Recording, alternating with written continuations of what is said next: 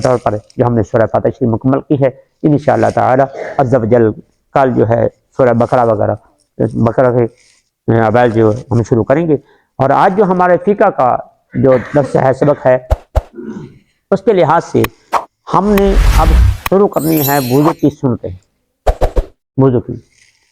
تو یاد رکھیے کہ بسم اللہ شریف پڑھ کر ہم وضو کریں گے، کیونکہ جنت کی کنجی ہے نماز، نماز کی کنجی ہے وضو، اور وضو جو ہے اگر صحیح نہیں ہوگا تو نماز صحیح نہیں ہوگی، اگر نماز صحیح نہیں ہوگی تو جنت کا تالا کیسے کھلے گا، کنجی کیسے لگے گی۔ اسی لیے سب سے پہلے وضو کی طرف ہم توجہ کرتے ہیں کہ ہمارا وضو کامل اکمل ہو، جتنا وضو زیادہ یعنی کامل ہوگا اتنا ہی اس انسان کے نماز میں نور آتا جائے گا۔ تو وضو جو ہے کرنے کے وقت سب سے پہلے بسم اللہ شریف پڑھنی، کیونکہ آقا کریم علیہ السلام نے فرمایا ہے کل امر ذی بال لم یبدأ بسم اللہ فہو ابتر، کہ ہر جو عظمت والا کام ہے بسم اللہ کے شریف کے بغیر اگر شروع کیا جائے تو وہ ناقص ہوتا ہے۔ اور حدیث پاک میں بھی ہے کہ جس نے انسان نے وضو کرتے وقت بسم اللہ نہیں پڑھی اس کا وضو نہیں ہے، وہ محدثین فرماتے ہیں کہ شارحین کہ وہ اس کا وضو کامل نہیں ہے، لیکن وضو پر اثر تو پڑتا ہے نا۔ اگر بسم اللہ شریف کے بغیر وضو کیا جائے تو صرف وہی اعضاء پاک ہوتے ہیں جو کہ اعضاء دھوئے جاتے ہیں، لیکن اگر بسم اللہ شریف پڑھ کر وضو کیا جائے تو انسان کا سارا جسم ہی پاک ہو جاتا ہے۔ اس لیے سب سے پہلے بسم اللہ شریف پڑھی جائے گی،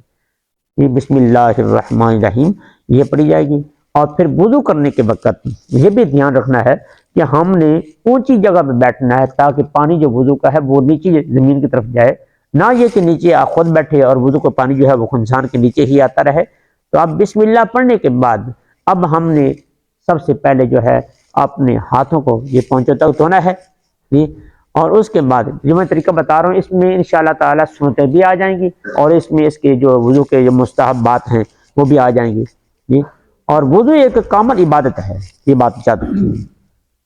وضو ایک مستقل عبادت ہے خود اور کامل عبادت ہے۔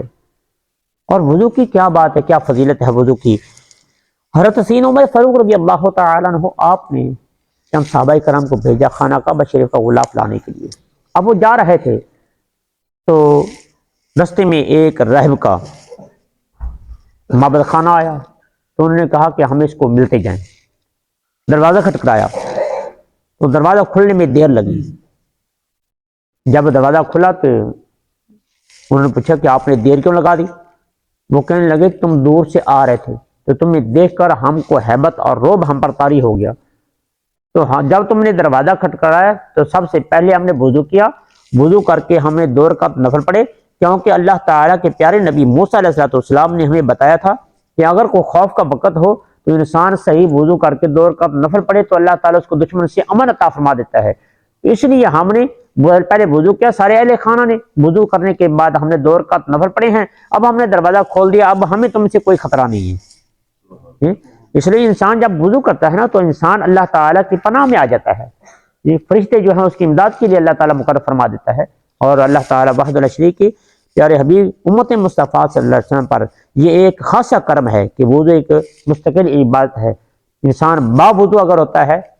اگر اس کو موت آ جائے اس حالت میں تو اللہ تعالیٰ اس کو شہادت کا مقام عطا فرماتا ہے، اور اس کو ہر قدم پہ اس کو نیکی ملتی ہیں، یہ بات لکھی جاتی ہے۔ تو لہذا ہم وضو بسم اللہ شریف پڑھ کر وضو کریں گے، یہ بظاہر پاکی ہے۔ ایک ہوتا ہے وضو عوام الناس کا، ایک ہوتا ہے وضو خاص لوگوں کا اور خاص الخاص لوگوں کا۔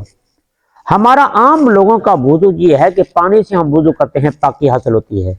جو خاص لوگ ہوتے ہیں وہ باطنی وضو سے پہلے ابتدا کرتے ہیں کہ جب وہ وضو کرنا شروع کرتے ہیں تو اپنے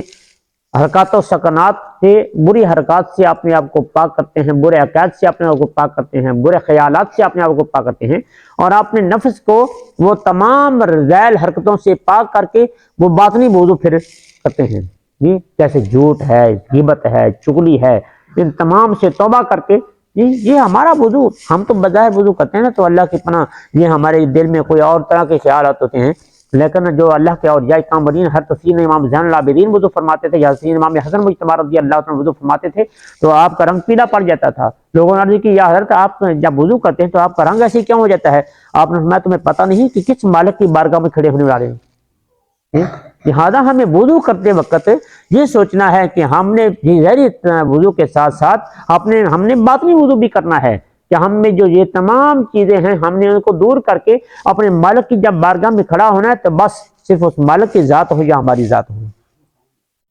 یہ وضو کرتے وقت ہم نے سب سے پہلے بسم اللہ شریف پڑھنی ہے، اور اس میں جو ہے نا وہ باطنی وضو بھی ہم ساتھ ساتھ لے کر چلیں گے، اور ظاہری جو وضو ہے اس کے بھی ہم انشاءاللہ تعالی ساتھ ساتھ یہ انشاءاللہ تعالی مکمل جو ہے یہ شام کو بھی جو